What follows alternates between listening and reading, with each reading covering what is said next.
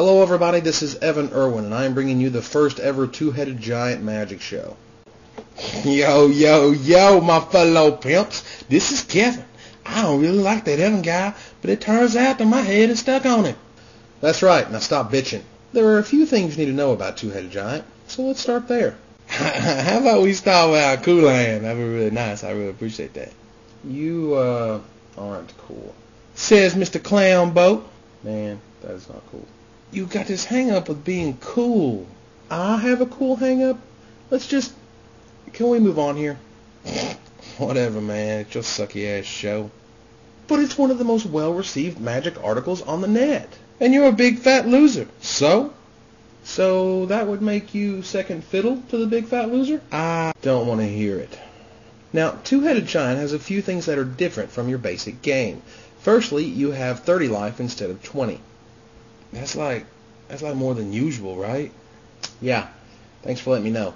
Now, with Two-Headed Giant, you have two different modes of play, sealed and draft. Isn't drafting, hard? For someone of your esteemed stature, probably. Now, sealed brings us a whole new level of fun based on the role that each deck plays. Do you know who the beatdown is in your Two-Headed Giant?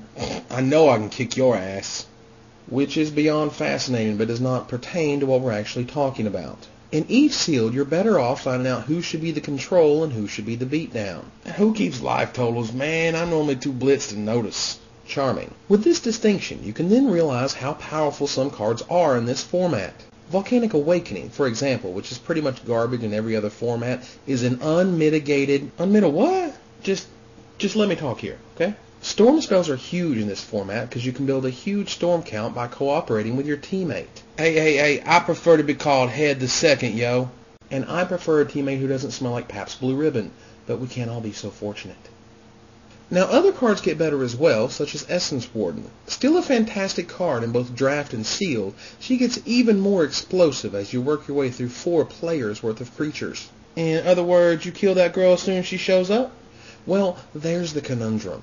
You don't want to waste a removal spell on such an insignificant 1/1 creature. But when you're talking about 15 plus life per game, she's quite the subtle powerhouse. Hey, did you have problems with the word subtle? I mean subtle. I've got problems with your face. Perhaps we should solve them. You got anger issues, man. I don't take kindly to threats, yo. And I don't take kindly to idiotic teammates, yo. Fine, do your damn show already. Good. Now, one thing that you may not have noticed is the importance of the primary player role. Why is this important? Because the primary player performs their actions first. There's also a new play-draw rule associated with this. If you are the primary player and you're going first, you do not get to draw a card, while the secondary player on your team does get to draw a card. Man, who gives a shit? Getting to that. Now, this means you'll need to make a decision on how good or bad your aggro and or control deck is and whether or not they want to draw a card on turn 1.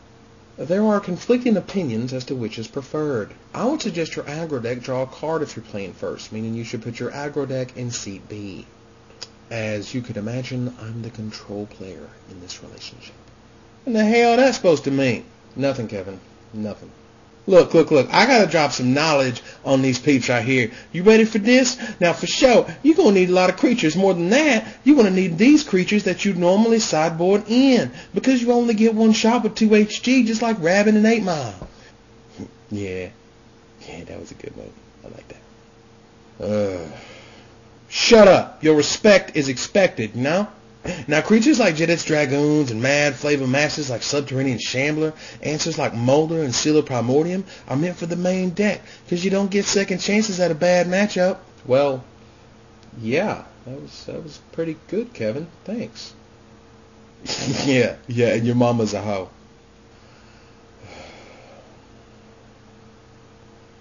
Moving forward, let's talk about mulligans. You get 1 free mulligan. Mulligans, man, that sounds like a kick-ass bar. Except it isn't. Now, with your mulligan, you have to decide at the same time whether you wish to mulligan. You can't look at your partner's new 7 and then decide to throw yours back. It doesn't work that way. Yeah, this idiot can't even shuffle correctly. You barely know how to play this game. If you weren't connected to my damn neck, of all places, you'd what? You don't want to know. No, explain it to me. Speaking of beating someone to death, combat occurs with simultaneous attackers and simultaneous blockers. Different steps are split up in Two-Headed Giant based on the complexity of those steps. Yeah, like he says to me, you finished with attackers? Which says to me that this boy ain't got no conviction. Conviction, man, that's what it takes to survive out there. Out where? In the real world, Joe. Yes, and you're obviously living there. Now, something to note, you'll have to do extremely well to get top 4 at a Two-Headed Giant event.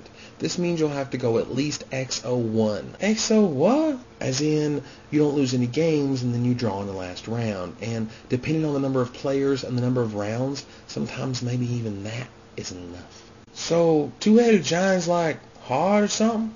Yeah, sorta. Finally, the draft portion is beyond interesting because, as I said earlier, different cards get better depending on the environment.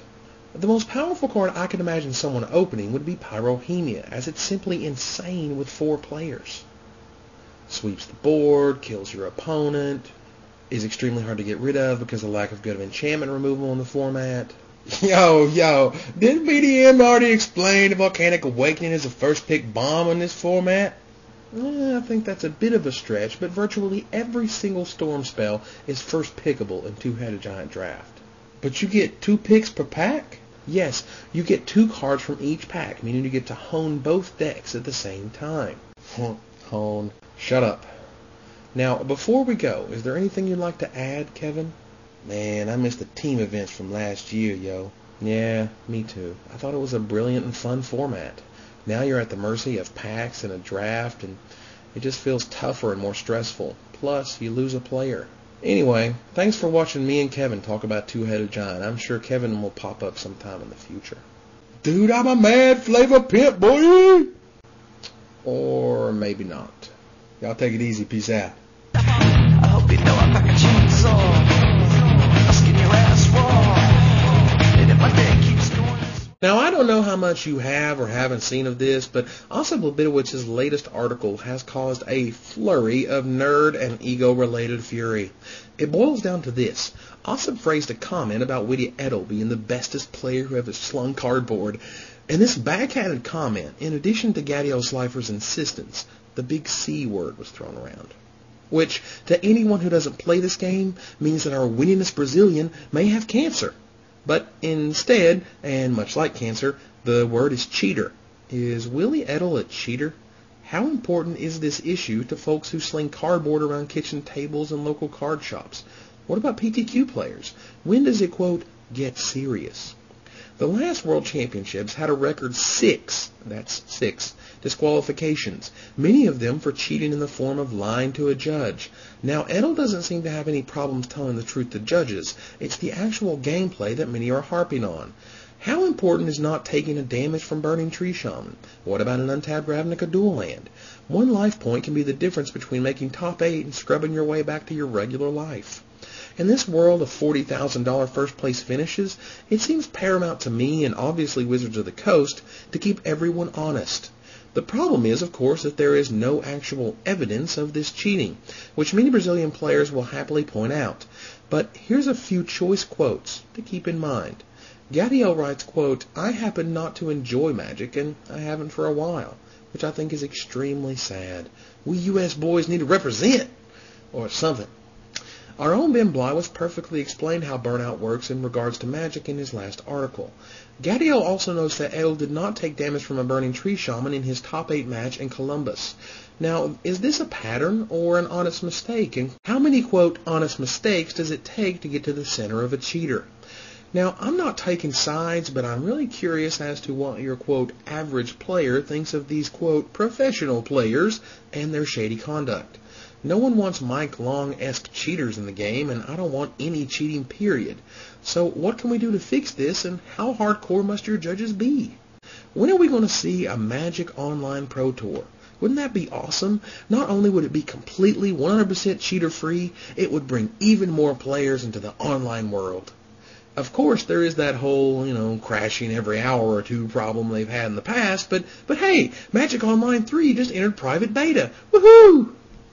Man, I bet those avatars they worked so hard on are going to make the game so much fun. Yeah. But I've run out of time here, so join me next week when we'll talk about more magic goodness. I'm sure it won't be long before we get another hot topic to chat about. Until then, this is Evan Irwin, tapping the cards so you don't have to.